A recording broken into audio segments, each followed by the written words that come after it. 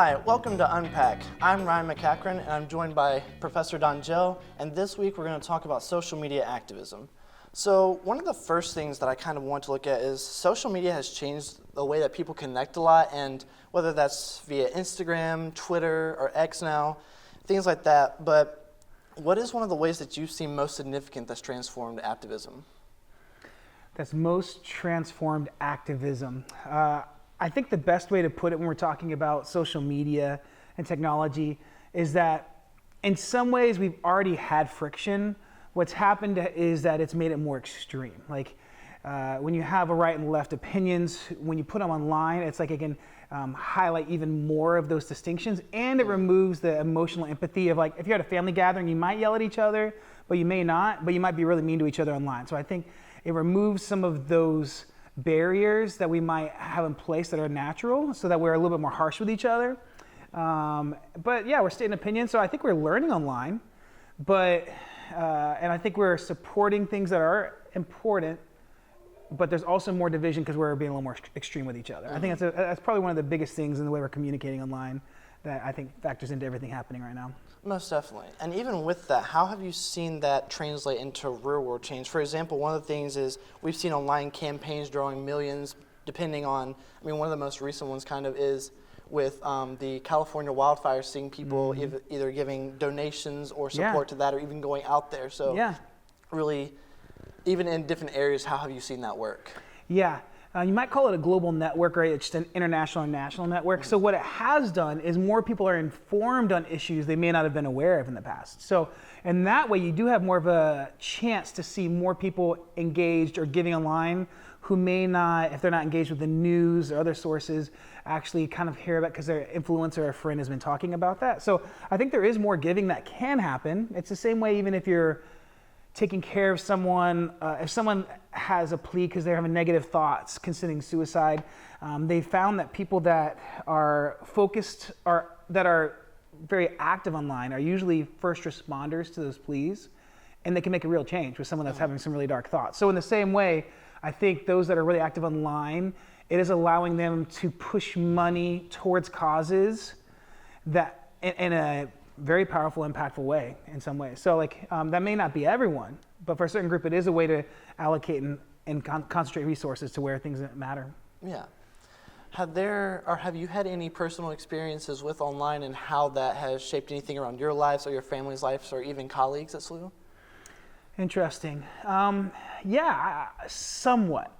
I don't think that in my world specifically, I have a lot of people that ask me to like their pages or certain things, promote certain things, but as to actual campaigns, it's the same thing. It still can feel almost like, even though you know where people are in need, you only have so much to budget. So unless I know them personally and already plan to give, it usually doesn't cause me to give more to things that I wouldn't have given already, unless I just didn't know what's happening and I found a new way to give. So I think I don't think it's made a huge impact on where I was going to give. It's more made me aware of some of the needs here and there, having the conversation. So rather than alumni asking me in person for money, they'll message me, send me a video, and we'll set maybe a meeting to talk about it. So it starts online. It's kind of like dating nowadays.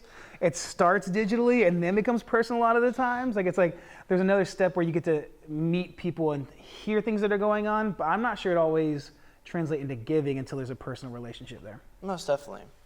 Well, even on that, do you think that there are a way that activists can use social media more effectively for different things, or have they somehow strayed away and made it a more negative impact? Yeah, wow.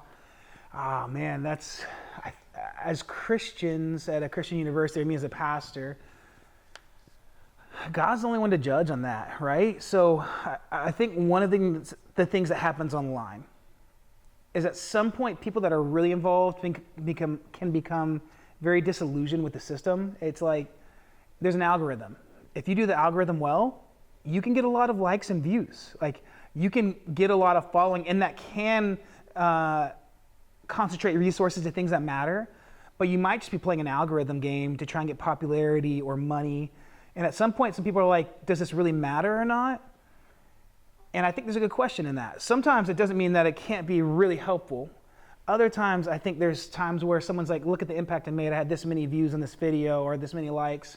And I don't know when we get to heaven, God's gonna be like, man, that post, that's what really made a difference for me for the kingdom. You know, like I think I could, definitely. but I think in our heads, it's like, oh, 1.8 million views, I'm a real influencer.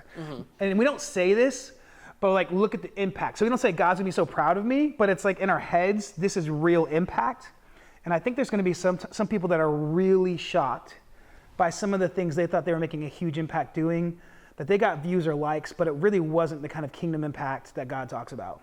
Completely agree. And even with going back how you talked about different hashtags and with the algorithm, I know that sometimes you'll look on a person's post and you'll see a paragraph's worth of hashtags. Some people do none, and then some people have a small amount. How do you think that those play into the algorithm as if you want to do like hashtag swoo religion or things like that? Yeah.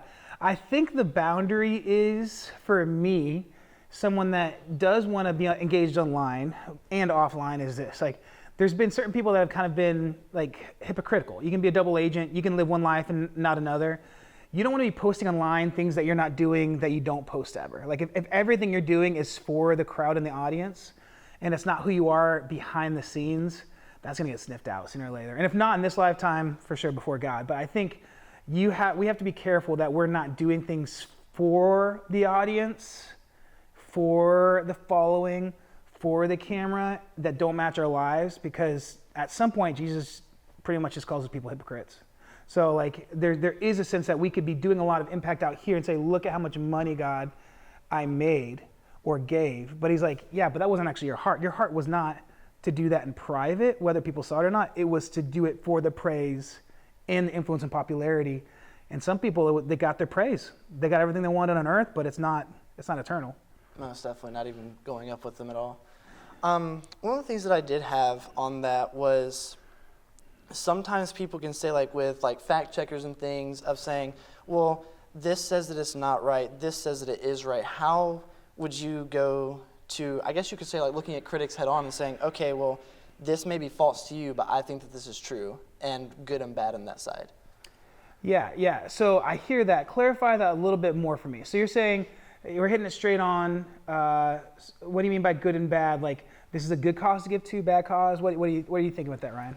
Well, I'd say some people, you can often look at it and say, okay, well, with going back to the original of the California wildfire, some people can say, well, this is a really good cause because we're helping people on the other side of the coast, and we want to make sure that they can put their homes back together and put their cities and communities back together, so we should give to that. But then some people may also look at it from a different standpoint and be like, well, this isn't a great cause. We shouldn't donate to this. They can figure that out on their own. And I know that I've also seen things of people will say, oh, well, this is a celebrity. They have plenty of money to go rebuild their home, so we don't need to help them out, but we need to help this group. So how do you kind of balance that out and figuring out, okay, this may be a good cause, this may not be a good cause, and different opinions on those? Man, that's a big question. So how do you decide what needs that you see are worthwhile and where you should give more focus or money when it becomes more broad? You see more needs that are not even close to home. They're national or international. How do you decide where I should be giving my money and why?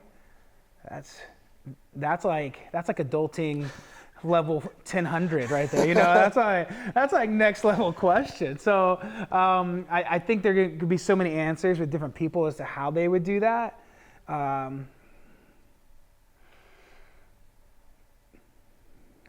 For me, it would fit into 4 categories if I teach in my religion classes as to like kind of core to the gospel. I think there's this sense of God's looking to right relationships in this world, starting with our relationship between like me and him, me and other people, me and myself, and me and creation. So, and somewhat maybe in that order. Like, it doesn't mean that we shouldn't take care of the world, but I care about people learning to get right with God, because I think that affects the other things along the way. So my filtering effect is, if I give a lot of money to the poor, but there's never any preaching of the gospel or any advancement of like who Jesus is, that might be imbalanced. But if there's some sense of like, man, this is what it means to support a church, and they're hearing about God or Jesus at some level, then the next thing is me and other people. How do I help those in need? And I might even separate, some people might disagree with me on this one, I might even separate, I'm going to put a human life over an animal's life.